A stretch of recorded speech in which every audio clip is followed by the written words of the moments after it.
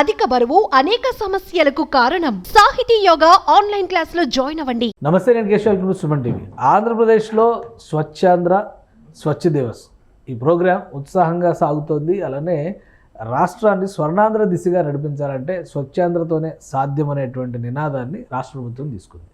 అటు ముఖ్యమంత్రి Chandrababu Naidu, deputy CM Pawan Kalyan దగ్గర నుంచి ప్రతి ఒక్కరూ, ప్రజాప్రతినిధులు అందరూ కూడా ఈ కార్యక్రమాల్లో పాల్గొంటున్నారు. అసలు ఈ మిషన్ లక్ష్యం ఏంటి, ఏ విధంగా రాష్ట్రాన్ని వికసిత ఆంధ్రప్రదేశ్ సృష్టించేటువంటి క్రమంలో ఈ స్వచ్ఛాంధ్ర మిషన్ పనిచేయాల్సిన అవసరం ఎంతవరకు ఉంది, ఈ అంశాన్ని విశ్లేషించేటువంటి ప్రయత్నం చేద్దాం. మనతో పాటు చంద్ర శ్రీనివాస్ గారు, అనలిస్ట్ ఉన్నారు. చంద్ర శ్రీనివాస్ గారు నమస్కారం. ఈ మిషన్ స్వచ్ఛాంధ్ర ఇది ఒక సంకల్పంలాగా తీసుకోవాలి అని చెప్పని చెప్తున్నారు. ఒకవైపు ఎన్టీ రామారావు గారు వర్ధంతి కార్యక్రమం ఉంది, అయినా కానీ రాష్ట్ర వ్యాప్తంగా ప్రతి చోట ఈ కార్యక్రమాలు నిర్వహిస్తున్నారు. అసలు ఎందుకు, ఏంటి దీని లక్ష్యం ఏంటి? స్వచ్ఛాంధ్ర అనేది మరి ఇన్ని రోజుల నుంచి కనబడలేదా? ఈ 4-5 ఏళ్ళలో ఇప్పుడు మళ్ళీ ఆ కార్యక్రమాలన్నీ పునరుద్ధరిస్తున్నారా? గత 5 సంవత్సరాల్లో పూర్తిగా చెత్తని పేరుకుపోయింది. 5 సంవత్సరాలు పేరుకుపోయిన చెత్తని తొలగిస్తున్నారు ఈరోజు.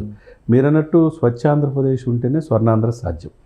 ప్రతి నెల ఒకటి పెట్టుకున్నారు, ఈ డేట్ని ఇది చేయాలి, ప్రతి నెల వచ్చేదలకి 3వ శనివారం ఈ కార్యక్రమం కంపల్సరీ చేయాలని. మీరు అన్నట్టు రాష్ట్ర వ్యాప్తంగా ఇది చేస్తున్నారు. మైదుకూరులో చంద్రబాబు నాయుడు గారు, ఒకవైపు ఎన్టీ రామారావు గారు వర్ధంతితో పాటు ఈ కార్యక్రమాన్ని శ్రీకారం చుట్టడం జరిగింది. అదేవిధంగా నంబూరులో, నాగార్జున యూనివర్సిటీ దగ్గర నంబూరులో పవన్ కళ్యాణ్ గారు దీనికి అంటే సాలిడ్ వేస్ట్ మేనేజ్మెంట్, అంటే చెత్త ద్వారా సంపద ఎలా సృష్టించవచ్చు అనే దాన్ని ఇది చేసుకుంటా ముందుకెళ్తే జరిగింది. అంటే స్వయంగా దాంట్లో మొన్న బుడమేరు పొంగి ఇదైనప్పుడు వాళ్ళే ఎక్కువ కార్మికులు పనిచేశారు. వాళ్ళు 35 మందిని ఐడెంటిఫై చేసి వాళ్ళని సత్కరించి, పవన్ కళ్యాణ్ గారు సత్కారం చేశారు. పవన్ కళ్యాణ్ గారు డిప్యూటీ సీఎంగా సత్కరించి పేరున వాళ్ళకి సెలవుగా సత్కరించడం జరిగింది. అంటే ఒక రకంగా పారిశుద్ధ కార్మికులు లేదే స్వచ్ఛాంధ్రప్రదేశ్ ఎలా సాధ్యం? వాళ్ళకి ప్రయారిటీ ఇవ్వాలి. ఆ దిశగా పవన్ కళ్యాణ్ గారు మొదటి నుంచి మొక్కలంటే ఆయనకి ఇష్టం, పర్యావరణం అంటే ఇష్టం, అడవులు కూడా ఆయన ఈ పరిధిలో ఉంది కాబట్టి దాంట్లో భాగంగా ఈ కార్యక్రమం చేయడం జరిగింది. కాబట్టి చెత్త నుంచి విద్యుత్ ఉత్పత్తి అంటున్నారు, చెత్త నుంచి అన్ని బయోగ్యాస్, పవర్ జనరేషన్ ఇవన్నీ కూడా చెత్త నుంచి చేయాలనేది ఎంతవరకు ఇది సాధ్యమయ్యే అవకాశం ఉంది? పెద్ద పెద్ద కంపెనీలన్నీ కూడా ఇప్పుడు ఈ విషయంలో ఆంధ్రప్రదేశ్లో ఇన్వెస్ట్మెంట్స్ పెట్టేందుకు కూడా క్యూ కడుతున్నాయి. సో దాని పాసిబిలిటీస్ ఏంటి? డెఫినెట్గా అండి. ఇప్పుడు రామ్కి సాలిడ్ వేస్ట్ మేనేజ్మెంట్, అది ఢిల్లీలో మోస్ట్ పొల్యూటెడ్ స్టేట్ ఏదైనా ఉందంటే ప్రపంచంలో ఢిల్లీ అంటాం. అక్కడ సాలిడ్ వేస్ట్ మేనేజ్మెంట్ చెత్త ద్వారా కూడా విద్యుత్తుని చేసేది రాంకీ వాళ్ళు చేస్తున్నారు అక్కడ ప్రాజెక్ట్స్ 4 కూడల్లో. సరే, అదే ఇది ఇక్కడ అయోధ్య రామరెడ్డి రాంకీకి అధినేత, మంగళగిరి పరిసర ప్రాంతాల్లో ఇక్కడ కూడా స్టేట్ బోత్ ఆంధ్ర తెలంగాణలో కూడా రాంకీ వాళ్ళు చేస్తారు. అంటే సాలిడ్ వేస్ట్ మేనేజ్ చెత్త ద్వారా ఎలా విద్యుత్ చేసుకోవాలి, ప్లాస్టిక్ని చేసేసి ఏ విధంగా పర్యావరణాన్ని కాపాడాలి అనే పాయింట్ ఆఫ్ వ్యూలో ముందుకెళ్తున్నారు. మీరు అన్నట్టు చెత్త నుంచి సంపద ఎలా సృష్టించాలి, స్వచ్ఛ ఆంధ్రప్రదేశ్గా ఏ విధంగా వెళ్ళాలి అంటే ఏళ్ల తరబడి పర్యావరణాన్ని పరిరక్షించుకోకపోతే మనం నెక్స్ట్ జనరేషన్కి ఏమి ఇస్తాం? మంచి గాలి లేము, మంచి నీరు ఇవ్వలేము. అటువంటి మొక్కలు నాటే కార్యక్రమంలో భాగంగా మొక్కలు కూడా నాటడం జరిగింది. స్వయంగా ఆయనే డిప్యూటీ సీఎం గారు ట్రాక్టర్తో నడిపి ఆ చెత్తను తీసేయడం జరిగింది. ఇది ఒక రకంగా ఏంటంటే మిగతా అధికారులు కూడా ఒక జవాబుదారితనం, ఒక అకౌంటబిలిటీ లేకపోతే అట్లా పేర్కొంటా పోయింది. ఒక పారిశుద్ధ కార్మికులు, ఒక మున్సిపాలిటీ చేయాలంటే కొన్ని కాదు, ప్రతి ఒక్కరు కూడా ఒక బాధ్యతగా చేసినప్పుడే. ఇప్పుడు రాయలసీమలో వెళ్ళి చంద్రబాబు నాయుడు గారు చేశారు, ఇప్పుడు ఆంధ్రలో నంబూరులో ఉండి పవన్ కళ్యాణ్ గారు చేస్తారు. ఇట్లా రాష్ట్ర వ్యాప్తంగా ప్రతి 3వ శనివారం ప్రతి చోట ఈ కార్యక్రమం ఈరోజు జరిగింది. ఈరోజు ఇప్పటికి ఇవరికే కాకుండా ఒక మిషన్గా ఇది ప్రయోగించగలిగితే స్వర్ణాంధ్రప్రదేశ్ దిశగా స్వచ్ఛాంధ్ర ఉండే అవకాశం స్పష్టంగా కనపడుతుంది.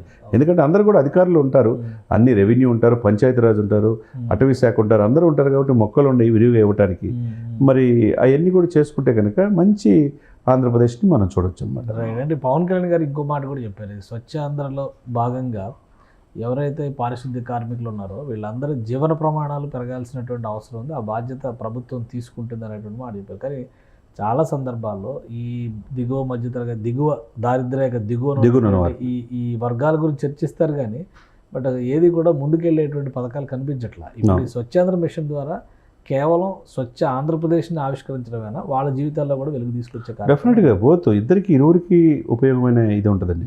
వాళ్ళ జీవన ప్రమాణాల్లో మెరుగుపడాలి, వాళ్ళకు కూడా జీతాలు ఇవ్వాలి స్వచ్ఛందంగా. ఎందుకంటే మనం ఎవరు కూడా చేయలేకపోయినా వాళ్ళు ముందుండి చేస్తారు.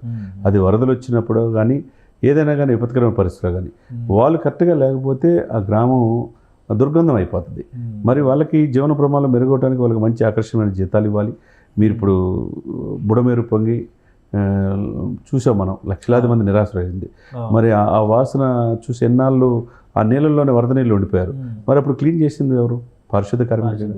మరి పారిశుద్ధ కార్మికులు వాళ్ళు ఐడెంటిఫై చేసి పేరు పేరున వాళ్ళు సత్కరిస్తే వాళ్ళు మొత్తం వాళ్ళ యొక్క కమ్యూనిటీ మొత్తాన్ని సత్కరించినట్టు. కాబట్టి వాళ్ళని ఐడెంటిఫై చేయాలి, వాళ్ళని మనలో భాగస్వామ్యం చేసుకొని వాళ్ళ ఆకర్షితమైన జీతాలతో పాటు వాళ్ళు గౌరవిస్తే బ్రహ్మాండంగా రాష్ట్రాన్ని సుభిక్షంగా పర్యావరణానికి అనుగుణంగా తయారు చేసే అవకాశం స్పష్టంగా ఉంటుంది. Right right thank you Chandrasrinivas గారు. ఇది స్వచ్ఛాంధ్ర మిషన్ని ప్రత్యేకంగా ఆంధ్రప్రదేశ్ ప్రభుత్వం చేపట్టింది.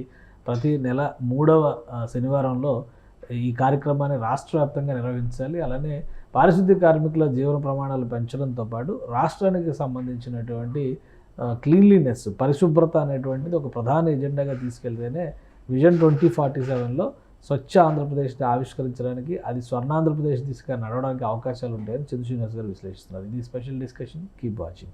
సుమన్ టీవీలో మీ పర్సనల్ అండ్ బిజినెస్ ప్రమోషన్స్ కోసం కింది నెంబర్కి కాంటాక్ట్ చేయండి.